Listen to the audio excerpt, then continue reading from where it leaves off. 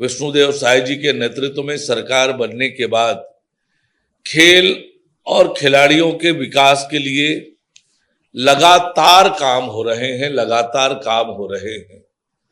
खेल की गतिविधियां लगातार बढ़ रही है, खेल की अधोसंरचना का लगातार विकास हो रहा है और ये अद्भुत विषय भी है कि इस बीच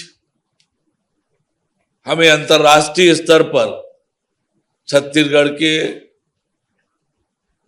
बच्चों ने, खिलाड़ियों ने अंतर्राष्ट्रीय स्तर पर नाम किया है। इस बीच बड़ी बड़ी सफलता छत्तीसगढ़ के खिलाड़ियों ने हमें दिलाई है।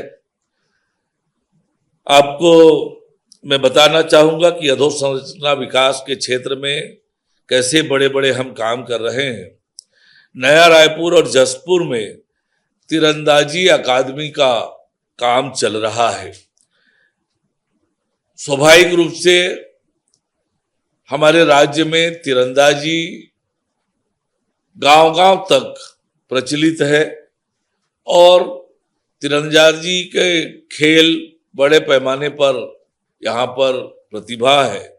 उन प्रतिभाओं को निखारने, संवारने के लिए नया रायपुर और जसपुर में तीरंदाजी अकादमी खोलने की प्रक्रिया प्रारंभ हो गई है और इसके लिए नेशनल आर्चरी एकेडमी के सुदृढ़ अधोसंरचनात्मक विकास हेतु एनटीपीसी, एनआरएएनपीवीपी और खेल एवं युवा कल्याण विभाग के मध्य 67 करोड़ रुपए में अकादमी निर्माण की ट्राई पार्टी एग्रीमेंट पे हस्ताक्षर हुआ है।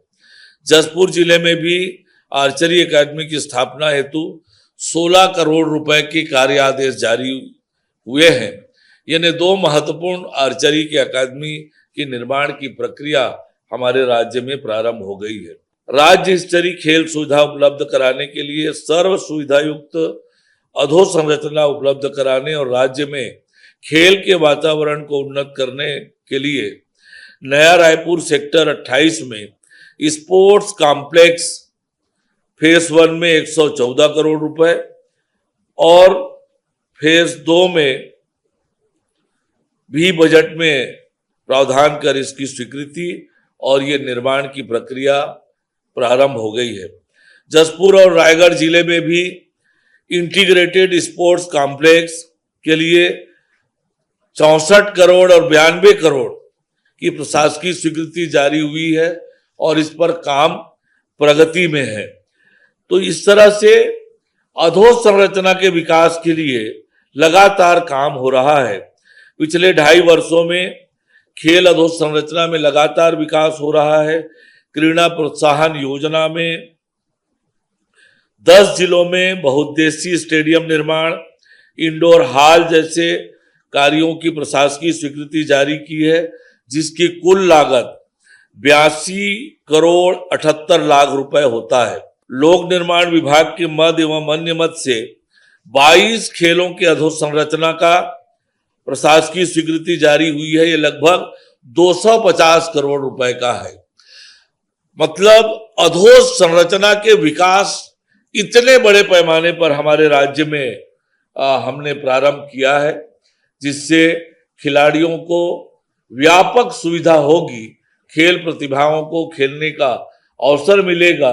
एक सुव्यवस्थित स्थान, एक निर्धारित स्थान जहां पर अपनी खेल की प्रतिभा को हमारे युवा निखारेंगे, संवारेंगे, उसके लिए लगातार काम हो रहा है। जैसे आपने देखा कि शहीद वीर नारायण सिंह अंतर्राष्ट्रीय क्रिकेट स्टेडियम को हमने छत्तीसगढ़ क्रिकेट संघ को दिया। बीसीसीआई के माध्यम से लगातार अंतर्राष्ट्रीय मैच वहां पर होना प्रारंभ हुआ है और जिस तरह से एमओयू हुआ है क्रिकेट की एकेडमी प्रारंभ करने का काम, अन्य स्थानों पर क्रिकेट स्टेडियम के निर्माण का काम, इस दिशा में भी हम आगे बढ़ेंगे।